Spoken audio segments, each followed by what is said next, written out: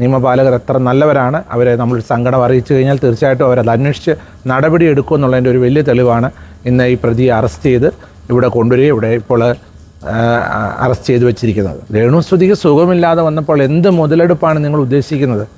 എന്ത് മുതലെടുപ്പാണ്? ഞാൻ ബിഗ് ബോസിൽ വരണോ? അതോ ഞാൻ സമൂഹത്തിൽ എന്നെ ഉപദ്രവിക്കുന്നവർക്ക് നിയമമുണ്ട്. കഴിഞ്ഞ ജൂലൈ 13-ാം തീയതി മുതൽ നിരന്തരമായ രീതിയിൽ എന്നെ വേട്ടയാടുന്ന രീതിയിൽ എൻ്റെ വ്യക്തിപരമായ ജീവിതത്തെ, മിഷണറി ലൈഫിനെ, എൻ്റെ കുടുംബത്തെ, എൻ്റെ സഭയെ, ഞാൻ ഉൾപ്പെടുത്തുന്ന പ്രയർ ഫെലോഷിപ്പുകളെ എല്ലാം ഏറ്റവും അധികം അവഹേളിക്കുന്ന രീതിയിൽ, മോശപ്പെടുത്തുന്ന രീതിയിൽ ഒരു യൂട്യൂബർ, അദ്ദേഹം മലപ്പുറം ജില്ലക്കാരനാണ്, അദ്ദേഹത്തിൻ്റെ പേര് ഞാനിവിടെ പറയാൻ ഉദ്ദേശിക്കുന്നില്ല, അദ്ദേഹം വീഡിയോകളിട്ട് എന്നെ വളരെയധികം മനോവേദനപ്പെടുത്തുകയായിരുന്നു. അങ്ങനെ ഞാൻ കേരള മുഖ്യമന്ത്രിക്കും ആഭ്യന്തരമന്ത്രിക്കും കോട്ടയം ജില്ലാ പോലീസ് മേധാവിക്കും കൊടുത്ത പരാതിயின் പ്രകാരം ഈ യൂട്യൂബറെ അദ്ദേഹത്തിൻ്റെ വീട്ടിൽ നിന്ന് പോലീസ് മലപ്പുറത്ത് പോയി അറസ്റ്റ് ചെയ്യുകയും ഇവിടെ കൊണ്ടുവന്ന് ഇപ്പോൾ കസ്റ്റഡിയിലാണുള്ളത്. അദ്ദേഹത്തിനെ രാവിലെ കോടതിയിൽ ഹാജരാക്കുമെന്നാണ് ഇവിടുത്തെ SHO എന്നോട് പറഞ്ഞിരിക്കുന്നത്. ഞാൻ പ്രതിയെ നേരിട്ട് കണ്ട് ബോധ്യപ്പെടുവാൻ തൊക്കെയാണ് ഇവിടെ പോലീസിനെ ഇവിടെ വിളിച്ചു വരുത്തുക ചെയ്തത്. ഇപ്പം ഈ ഒരാൾ മാത്രമല്ല തിരുമേനിക്കും രേണുസുതിക്കെതിരെ ഈ ഒരു കോണ്ടന്റ് എടുത്തിട്ട് കണ്ടന്റ് ഉണ്ടാക്കുന്നത് അല്ലെങ്കിൽ വീഡിയോ ചെയ്യുന്നത്. അപ്പോൾ ഇങ്ങനെ ചെയ്യുന്നവർക്കൊരു തിരിച്ചടിയാവുമോ? തിരിച്ചടി, അവർ കോണ്ടന്റ് ഉണ്ടാക്കുന്നതിന് നമുക്ക് യാതൊരു വിരോധവുമല്ലായിരുന്നു. കോണ്ടന്റ് ഉണ്ടാക്കുമെന്ന് വെച്ച് കഴിഞ്ഞാൽ ഒരാളുടെ ജീവിതം വെച്ച് താറടിക്കുന്നതായിട്ടുള്ള, ഇപ്പം രേണുസുതിയെ സംബന്ധിച്ച് പറഞ്ഞാൽ ഇപ്പോൾ ഒരു ക്യാൻസർ രോഗത്തെ അഭിമുഖീകരിച്ചുകൊണ്ട് ബെഡിഡനായിട്ടുള്ളൊരു അനുഭവമാണ്. കോട്ടയം മെഡിക്കൽ കോളേജ് ഹോസ്പിറ്റലിലെ ചികിത്സയിൽ ഇരിക്കുകയാണെന്ന് നിങ്ങൾക്ക് ഓരോരുത്തർക്കും അറിയാം. അപ്പോൾ അവർക്ക് മുൻപോട്ട് പോകാൻ കഴിയാത്ത രീതിയിലുള്ള വളരെ ആരോഗ്യ പ്രശ്നങ്ങൾ, മാനസിക ബുദ്ധിമുട്ടുകൾ, അങ്ങനെ ശാരീരിക ക്ലേശങ്ങൾ ആ സന്ദർഭത്തിലൂടെയാണ് ഇപ്പോൾ ആ രേണുസുതി കടന്നു പോയിക്കൊണ്ടിരിക്കുന്നത്. ആ സമയത്ത് ഇങ്ങനെയുള്ള ഏറെക്കുറെ ചില യൂട്യൂബേഴ്സ് എന്ന് പറയാവുന്നവരോ റിയാക്ഷൻ വീഡിയോസ് ചെയ്യുന്നവരൊക്കെ വളരെയധികം അവരെ നശിപ്പിച്ച് കളയത്തക്ക രീതിയിൽ, ഇപ്പോൾ അവരുടെ ട്രീറ്റ്മെൻറ്റിന് വളരെയധികം കാര്യങ്ങൾ ആവശ്യമായിട്ട് വന്നൊരു സന്ദർഭത്തിൽ ആ ട്രീറ്റ്മെൻറ്റിന് സഹായങ്ങൾ അവരെ സ്നേഹിക്കുന്നവരാണ് അവരെ പലപ്പോഴും സഹായിച്ചുകൊണ്ടിരിക്കുന്നത്.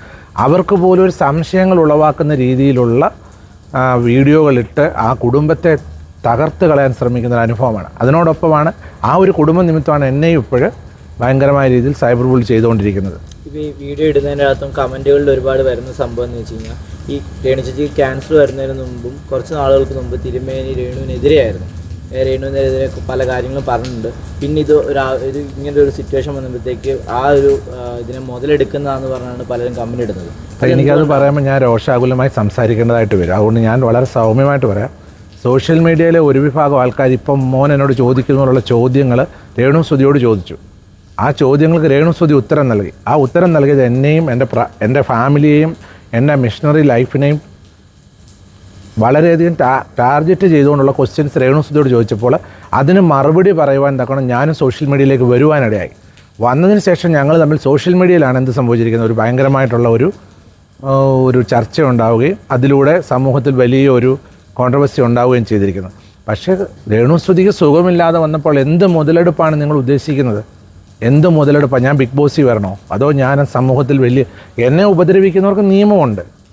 ഞാൻ ആരെ ഉപദ്രവിക്കാൻ അങ്ങോട്ട് പോകുന്നതല്ല. ഇത് എന്നെ ഉപദ്രവിക്കുന്ന വ്യക്തികളെ നിയമത്തിന് മുമ്പിൽ കൊണ്ടുവരാമെന്നുള്ളതല്ലാതെ എനിക്കൊന്നും കഴിയത്തില്ല.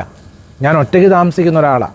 അപ്പോൾ എന്നെ സംരക്ഷിക്കുന്നത് ഇവിടുത്തെ ഈ നിയമം കൈയാളുന്നവരും നിയമപാലകരുമാണ് എനിക്ക് സംരക്ഷണം തരേണ്ടത്. ഞാൻ ഒരു ഇന്ത്യൻ സിറ്റിസനാണ്. അപ്പോൾ എൻ്റെ സങ്കടങ്ങൾ ഞാൻ ഇവിടുത്തെ നിയമപാലകരോട് അറിയിച്ചു. അവരതനുസരിച്ചുള്ള നിയമ നടപടികൾ സ്വീകരിച്ചിരിക്കണം. എനിക്കല്ലാതെ രേണുസുതിയെ ഇപ്പോൾ രോഗാവസ്ഥ വന്ന സമയത്ത് രേണുസുതിയെ കൂടെ ചേർത്ത് നിർത്തിയിട്ട് എനിക്കെന്തോ പേര് കിട്ടാൻ വേണ്ടിയിട്ടോ അതോ എന്തോ മറുകണ്ഠം ചാടുവോ? എന്ത് മറുകണ്ഠം? രേണുസുതി സുഖമില്ലാതെ ഹോസ്പിറ്റലിൽ നിന്ന് വീട്ടിൽ വന്ന് വിശ്രമിക്കുന്നു. പ്രാർത്ഥനയ്ക്ക് എന്നോട് അവർ റിക്വസ്റ്റ് ചെയ്തു, ഫാമിലി അവരും. ഞാൻ പോയി പ്രാർത്ഥിച്ചു. അത് മാത്രമേ ഞാൻ ചെയ്തിട്ടുള്ളൂ. അല്ലാതെ എനിക്കിതിൽ കൂടെ ഒരു മുതലെടുപ്പ് നീ ചോദിച്ച ക്വസ്റ്റ്യൻ വളരെ വേദനാജനകമാണ്. എന്ത് മുതലെടുക്കാനാണെന്നാണ് ഉദ്ദേശിക്കുന്നത് സമൂഹം? അതിലൂടെ എനിക്ക് എന്ത് മുതലെടുപ്പാണ് കിട്ടണ്ടേ? രേണു എനിക്ക് ക്യാഷ് തരുമോ? അതോ ഈ കണ്ടുകൊണ്ടിരിക്കുന്ന ജനങ്ങൾ കുറച്ച് ചീത്ത മാത്രം തെറി മെസ്സേജുകൾ, കമൻറ്റ്സ് അല്ലാതെ എനിക്ക് എന്താ ഇതിൽ നിന്ന് പ്രയോജനം? ഇത് പറയാൻ എന്തായിരിക്കും കാരണമെന്ന് തിരുമേനിക്ക് തോന്നുന്നു? എന്താ എനിക്ക് തിരുമേനിക്കെതിരായിട്ട് ഇങ്ങനെ കുറേ നെഗറ്റീവ് സാധുക്കളെ ഉപദ്രവിക്കുക. അപ്പോൾ രേണുസുതിയും നോക്കുകയാണെങ്കിൽ അവരൊരു സാമ്പത്തികമായി വളരെ പിൻപിൽ നിൽക്കുന്ന ഒരു കുടുംബത്തിലെ അംഗമാണ്. ഞാനെന്ന് വെച്ച് കഴിഞ്ഞാൽ ഇപ്പോൾ കേരളത്തിലെ ആംഗ്ലിക്കൻ സഭയെക്കുറിച്ച് നിങ്ങൾ മനസ്സിലാക്കുകയാണെങ്കിൽ സമൂഹത്തിലെ ഏറ്റവും സാധുക്കൾ കൂടി വരുന്നൊരു സഭയാണ് ആംഗ്ലിക്കൻ സഭ. വേറൊരു സഭയുടെ ബിഷപ്പിനെ വിളിച്ചിരുന്നെങ്കിൽ ഇന്നിവിടെ എന്തെല്ലാം പ്രശ്നങ്ങളുണ്ടാവും. ഞാനൊരു സാധു സമൂഹങ്ങൾ കൂടി വരുന്ന ഒരു സഭയിലെ മിഷണറി ബിഷപ്പായി സേവനം ചെയ്യുകയാണ്. അതുകൊണ്ട് സാധുവായ എന്നെയും സാധുവായ രേണുസുധിയുടെ കുടുംബത്തെയും ചവിട്ടി മെതിച്ചാൽ ചോദ്യം ചെയ്യാൻ ആളില്ല, അവർക്കെതിരെ എന്ത് തെറി വിളിച്ചാലും ഇവിടെ ഒരു നിയമം നടപ്പിലാകത്തില്ല എന്നുള്ളൊരു തോന്നൽ കൊണ്ടാണ് ഇങ്ങനെയുള്ള കാര്യം. അതുകൊണ്ട് ഏതറ്റം വരെയും ഇനി എന്ത് നിയമം മുന്നോട്ട് പോകാൻ നിയമപാലകർ അവരോടൊപ്പം മുൻപോട്ട് നിന്നുകൊണ്ട് ഏതറ്റം വരെയും നിയമത്തിൻ്റെ വഴിയിൽ പോകുക എന്നുള്ളത് മാത്രമേ ഞാൻ ആഗ്രഹിക്കുന്നുള്ളൂ. ഇപ്പം കുറച്ച് നാൾക്ക് മുമ്പ് തിരുമേനി ഒരു അഭിമുഖത്തിൽ പറഞ്ഞിട്ടുണ്ടായിരുന്നു കിച്ചു സുധിയെ കുറിച്ചിട്ട്. അപ്പോൾ അത് കഴിഞ്ഞതിന് ശേഷം കിച്ചു തിരുമേനിയെ കോൺടാക്ട് ചെയ്യുമോ? ഇല്ല, അത് അവരുടെ ഫാമിലി മാറ്ററായിരുന്നു. രേണു സുധിയുടെ വളർത്തുമകൻ്റെ കാര്യമായിരിക്കും എന്നോട് ചോദിച്ചത്. രാഹുൽ ദാസ് എന്ന കിച്ചു, അദ്ദേഹവുമായിട്ട് ഞാൻ ഇതുവരെ സംസാരിച്ചിട്ടില്ല. അദ്ദേഹത്തെ പറ്റി ഒരു കാര്യം എന്നോട് ഇൻ്റർവ്യൂ ചെയ്തപ്പോൾ ചോദിച്ച സമയത്ത് ഞാൻ അല്പം രോഷാകുലനായി സംസാരിച്ചു. അതാണ് ആ ഒരു കഴിഞ്ഞ ഒരു മാസമായിട്ട് ഇപ്പോൾ ആൾക്കാരൊരു കോൺട്രവേഴ്സി ആയിട്ട് കൊണ്ടുവന്നത്. എനിക്ക് രാഹുൽ ദാസ് എന്ന കിച്ചു എന്ന ചെറുപ്പക്കാരനോട് യാതൊരു രീതിയിലുള്ള വൈരാഗ്യമോ മുൻവൈരാഗ്യമോ പിണക്കങ്ങളോ ഇല്ല. അവരുടെ പിതാവ് മരിച്ച സമയത്ത് ആരോരുമില്ലാതെ അവരെ സപ്പോർട്ട് ചെയ്യാനില്ലാതിരുന്ന സമയത്ത് ഞാൻ എൻ്റെ കുടുംബസ്വത്തിൽ നിന്ന് ആ കുഞ്ഞുങ്ങളെ സഹായിക്കുവാനായിട്ട് 7 സെൻറ്റ് സ്ഥലം കൊടുത്ത് ചേർത്ത് നിർത്തുക മാത്രമേ ഞാൻ ചെയ്തിട്ടുള്ളൂ. പിന്നെ എന്തെങ്കിലും രീതിയിലുള്ള ഇപ്പോൾ ഈ പോലീസ് സ്റ്റേഷൻ തന്നെ, ഈ പോലീസ് സ്റ്റേഷൻ്റെ പരിധിയിൽ ആ രാഹുൽ ദാസിന് എഗനസ്റ്റായിട്ടുള്ള ഒരു കേസുണ്ടായിരുന്നു. അത് കഴിഞ്ഞു പോയ കാര്യങ്ങളാണ്. അത് ഞാൻ എന്നോട് ചോദിച്ചപ്പോൾ ഞാനത് പറയുവാനിടയായി. അതാണ് സോഷ്യൽ മീഡിയയിൽ വലിയ പ്രശ്നങ്ങളായിട്ടൊക്കെ ആൾക്കാർ പറഞ്ഞു. എന്തുകൊണ്ട് പറഞ്ഞു? ഇവിടുത്തെ തന്നെ പോലീസ് ഉദ്യോഗസ്ഥർ പല കാര്യങ്ങൾ തൊട്ടപ്പുറം ഇപ്പുറമുള്ള വീടാണ് എൻ്റെ വീടും രേണുസുധിയുടെ വീടും. അപ്പോൾ പോലീസ് ഉദ്യോഗസ്ഥർ എന്നോട് ചോദിച്ച ചോദ്യങ്ങൾക്ക് ഞാൻ ഉത്തരം പറഞ്ഞപ്പോൾ അവർ പറഞ്ഞതാണ്, ഇനി എന്തെങ്കിലും ഇഷ്യൂസ് ഈ ഫാമിലി സംബന്ധമായിട്ടുണ്ടാവുകയാണെങ്കിൽ പോലീസിൻ്റെ കാര്യങ്ങൾ വരുമ്പോൾ തീർച്ചയായിട്ടും അവർ പോലീസുമായിട്ട് സഹകരിക്കണമെന്ന് എന്നോട് പറഞ്ഞു. അതുകൊണ്ടാണ് ഞാൻ അന്ന് ആ ഇൻ്റർവ്യൂവിനകത്ത് പറയുവാനിടയായത്, ഇനി യാതൊരു രീതിയിലുള്ള പ്രശ്നങ്ങൾ ഈ എൻ്റെ പ്രോപ്പർട്ടിയുടെ അടുത്ത് താമസിക്കുന്ന നിങ്ങളിൽ നിന്ന് ഉണ്ടാകാൻ പാടില്ല എന്ന് ഞാൻ താക്കീത് കൊടുത്തു. അത് ഭയങ്കരമായ രീതിയിൽ തന്നെ സൈബർ ബുള്ളി ചെയ്തു. അദ്ദേഹത്തെ വ്യക്തിപരമായി ഹനിക്കുന്ന ഒരു കാര്യവും ഞാൻ പറഞ്ഞിട്ടില്ല, പറയത്തുമില്ല.